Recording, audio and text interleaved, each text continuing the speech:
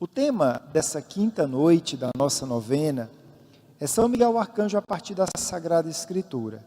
Eu sei que está à noite, a gente não consegue ver os vitrais, né, por dentro da igreja, mas todos os vitrais desse meu lado esquerdo até a redoma de São Miguel retratam os textos bíblicos, alguns textos bíblicos que falam de São Miguel Arcanjo.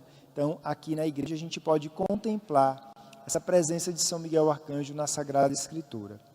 Nós temos alguns livros do Antigo Testamento, outros livros do Novo Testamento. Alguns que falam de forma direta, outros que falam de forma indireta. E aí a gente quer dar uma passada sobre esses textos.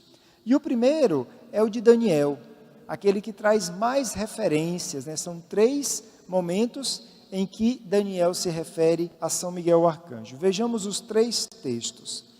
Em Daniel 10:13 se diz: há 21 dias que o chefe do reino Pérsia combate comigo, mas Miguel, um dos primeiros chefes, veio me ajudar. Em Daniel 10:21 diz: mas vou anunciar-te o que está escrito no livro da verdade. Ninguém me ajuda na guerra contra eles, a não ser Miguel, vosso chefe. E por fim, no capítulo 12, versículo 1 de Daniel, diz assim: naquele dia vai prevalecer Miguel, o grande comandante, sempre de pé ao lado do teu povo. Muito bem, são 3 passagens. Se a gente lê as 3 passagens de forma isolada, legal, fala o nome Miguel, mas parece que a gente não consegue compreender o todo, né? E aí a gente precisa perceber o que está acontecendo com Daniel a partir do capítulo 10º. Então, Daniel, ele está tendo uma visão de Deus, ou de um mensageiro de Deus, que nós chamamos de Daniel está fazendo a experiência de Deus, uma teofania, né? Deus está se manifestando na vida de Daniel, e ali, a partir dessa experiência, ele começa a conversar com esse homem esplendoroso que se apresenta para ele, e ele vai descrever no capítulo 10, versículos 5 e 6, este homem. Diz assim: Daniel vê um homem vestido de linho e tendo na cintura um cordão de ouro puro. Seu corpo parecia de pedra preciosa, o rosto era um relâmpago, os olhos lâmpadas acesas. Braços e pernas tinham o brilho do bronze polido, sua voz parecia o grito de uma multidão. Então, é a descrição de uma pessoa que não é uma pessoa humana. Daniel não está conversando com um homem que parou na rua. Daniel está na presença de Deus. E aí, esta pessoa, este homem esplendoroso, começa a descrever quem é Miguel. Ali no versículo 19, só para a gente entender que de fato não é uma pessoa humana, mas que é Deus, Daniel vai se referir a esse homem esplendoroso como meu Senhor. Bom, então, lá no capítulo 12, ainda dentro dessa visão de Daniel, esse homem esplendoroso vai então falar para Daniel que ele conta com a ajuda de Miguel, que Miguel é um dos primeiros chefes do exército do Senhor, que Miguel o ajudará na guerra.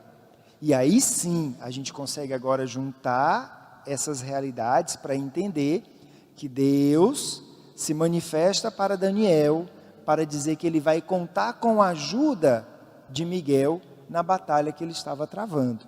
Então ali no livro de Daniel, nós temos a presença de São Miguel Arcanjo defendendo o povo de Deus. Temos também no Antigo Testamento, no livro de Josué, capítulo 5, uma referência indireta a São Miguel, ali no momento do cerco de Jericó. É dito de um mensageiro de Deus que tinha uma espada, que se apresentou como guerreiro do Senhor. Então toda a descrição que Josué vai fazer dessa pessoa divina, ela é muito semelhante à descrição de São Miguel. Então em Josué 5 nós temos também essa referência. Indo para o Novo Testamento, nós temos um pequeníssimo livro chamado livro de Judas, não Judas o traidor, mas Judas Tadeu, São Judas Tadeu. É o penúltimo livro do Novo Testamento, é um livro de um capítulo somente. E no versículo 9 desse livro se diz assim: no entanto, o arcanjo Miguel quando estava disputando com o diabo o corpo de Moisés, não se atreveu a lançar-lhe em rosto uma invectiva injuriosa, mas apenas disse: o Senhor te repreenda. Essa passagem fala explicitamente do arcanjo Miguel e fala dessa missão que São Miguel Arcanjo tem de nos defender também no momento da morte, que nós vamos falar um pouco mais à frente da novena.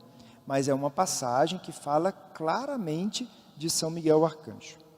E aí nós temos um texto de São Paulo, que não é uma passagem explícita, mas vocês vão entender que ela é muito clara sobre São Miguel.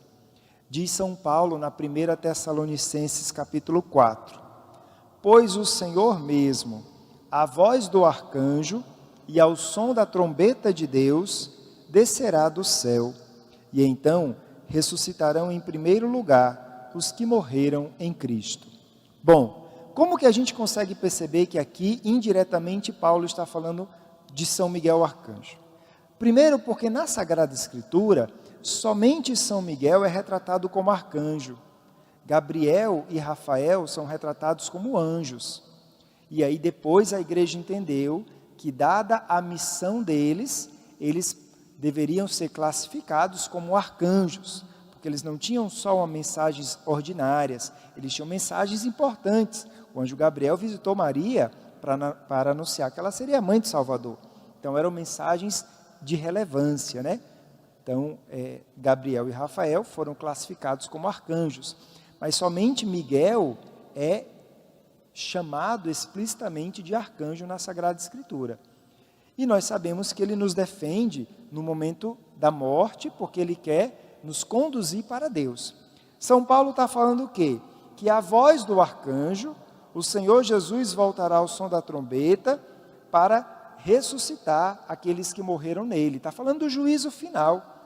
Se São Miguel Arcanjo nos defende no momento da morte para nos conduzir a Deus, é lógico que no juízo final ele estará do lado de nosso Senhor Jesus Cristo.